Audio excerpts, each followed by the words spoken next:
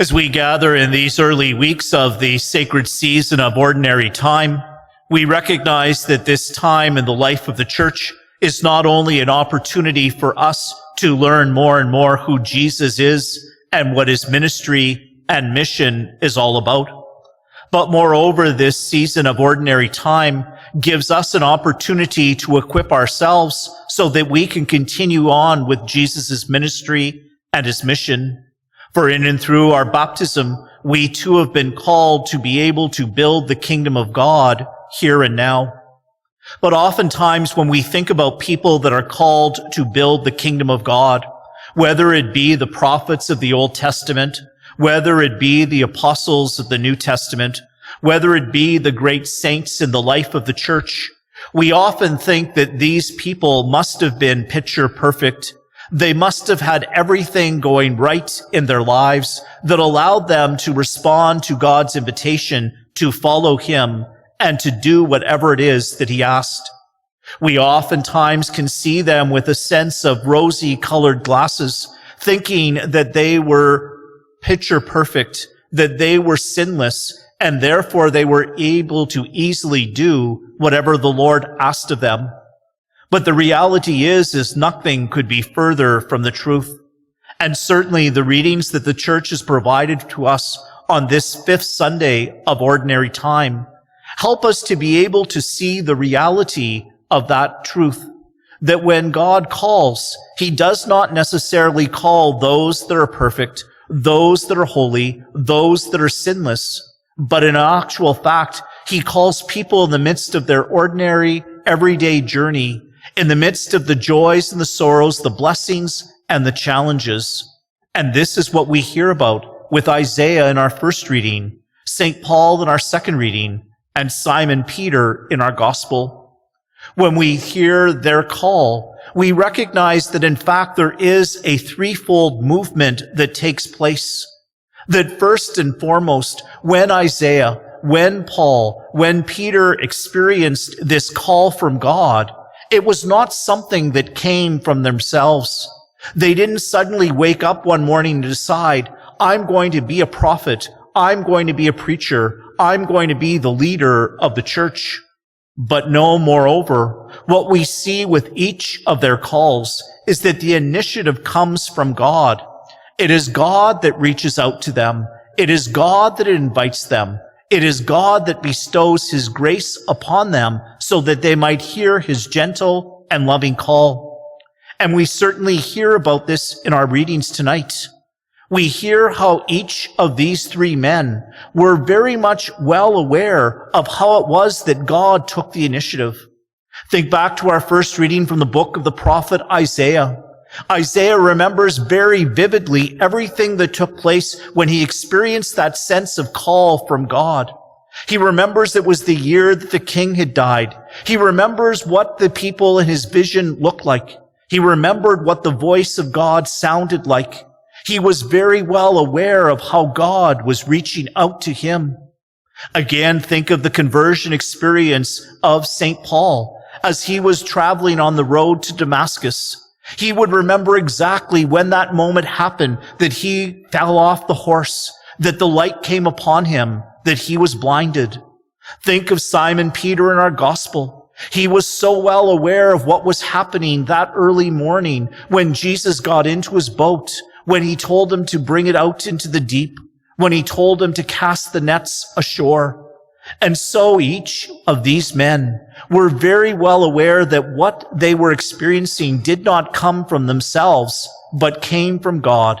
That God is always the one that takes the initiative. God is always the one that opens the door. And as God takes the initiative, as God opens the door, how did each of these three men respond? We hear again in our first reading that when Isaiah realized what was happening, he recognized his own sinfulness and vulnerability, his own brokenness. He says, I am a man of unclean lips. We can only imagine what St. Paul experienced that day on the road to Damascus when he recognized that he was being called by Jesus, and he was well aware of what his past was, of how he was a great persecutor of Christ and the Christians. And we hear in our gospel that when Simon Peter recognized what Jesus was doing and asking of him, he fell on his knees and he begged Jesus, "Leave me, Lord, I am a sinful man."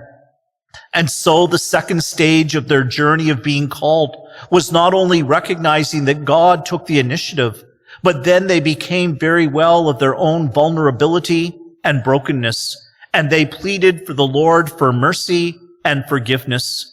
And as they pleaded to the Lord for mercy and forgiveness, as they recognized their own sense of humility, they were then able to respond to the invitation, to the call. Isaiah senses that God is inviting him to be his spokesperson. And how does Isaiah respond? "Here I am, Lord, send me."